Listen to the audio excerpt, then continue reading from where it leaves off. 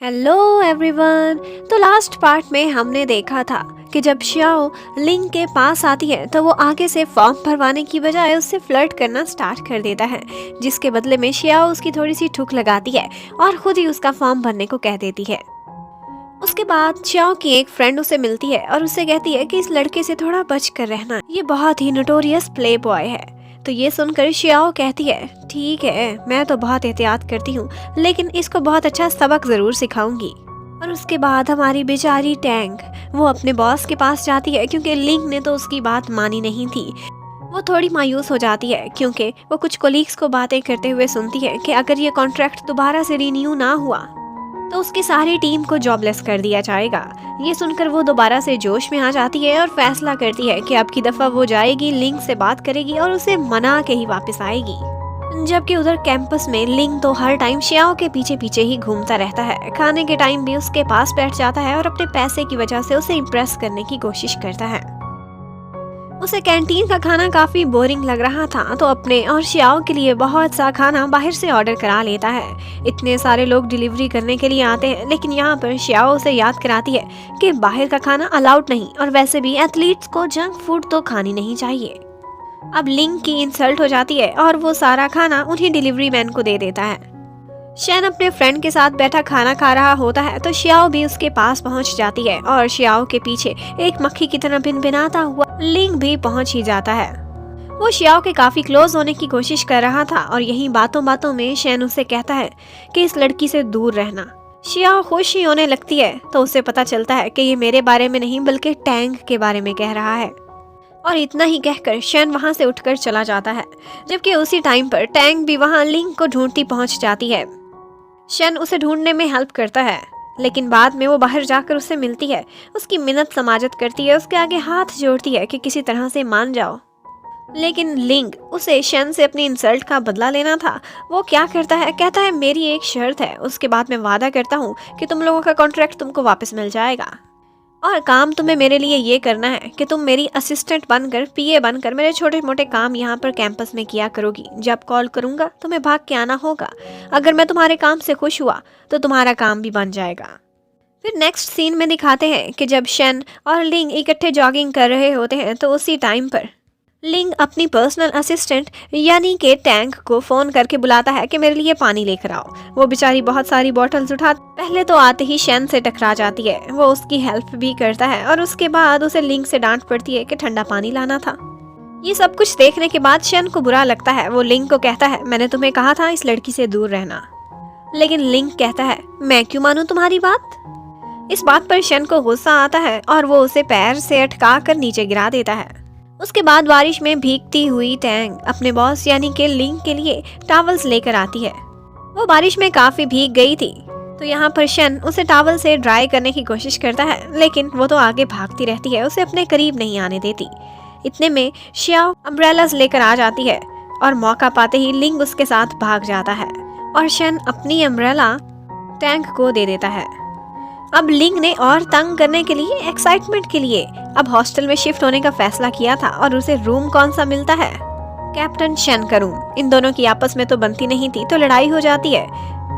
लिंग भी ये रूम छोड़ने को तैयार नहीं था तो वो दोनों आपस में बैट लगाते हैं, कहते हैं कि एक गेम खेलेंगे। अगर लिंग जीत गया तो शेन ये रूम शेयर करेगा, लेकिन वो कोई शूटिंग की गेम नहीं हो बल्कि एक लाइव बैटल गेम होती है जिसमें वो लोग पूरा एक सेटअप भी लगाते हैं। दो टीम की आपस में वॉर होगी, जो जीतेगा उसको कमरा मिल जाएगा। अब टैंग भी वहां आ जाती है। लिंग चाहता था कि ये शेन की टीम में जाए, वहां की मुखबरी करे, सारी न्यूज मुझे मिलेगी और मैं जीत जाऊंगा। अगर मैं जीत गया तो मैं तुम्हारी कंपनी को कॉन्ट्रैक्ट दिला दूंगा।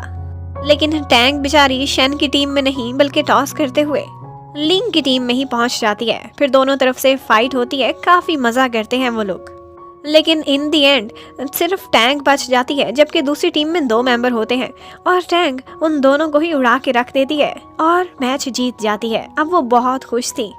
लिंग कहता है I will keep my words और फिर वहां से जाते जाते शेन का पैर किसी चीज में अटकता है और वो सीधा लैंडिंग करता है टैंक के ऊपर और जैसा कि होना चाहिए उन दोनों की किस भी हो जाती है। लेकिन ये किस होते ही एकदम से टैंक बेहोश हो जाती है और जब उसकी आंख खुलती है तो वो होती है एक हॉस्पिटल रूम में। यहाँ पर शन भी बैठा होता है। वो सॉरी करता है कि मेरी किसकी वजह से तुम बेहोश हो गई। ये बात टैंक को काफ़ी ऑकवर्ड लग रही थी। इतने में वहाँ डॉक्टर्स भी आ जाते हैं। वो उसे अच्छे से एग्जामिन करना चाहते थे क्योंकि वो काफ़ी देर बेहोश रही थी, लेकिन टैंक तो मानती नहीं है। यहाँ पर डॉक्टर्स शन को उसका बॉयफ्रेंड कहते हैं कि अपनी गर्लफ्रेंड को कुछ तो समझाओ। इतने में ऊपर से साइकेट्रिस्ट भी आ जाती है और वो कहती है कोई बात नहीं, मैं इस लड़की को मना लूंगी। साइकेट्रिस्ट डॉक्टर डिंग टैंक से काफ़ी अच्छी बातचीत होती है और वो बाहर आकर शन को बताती है।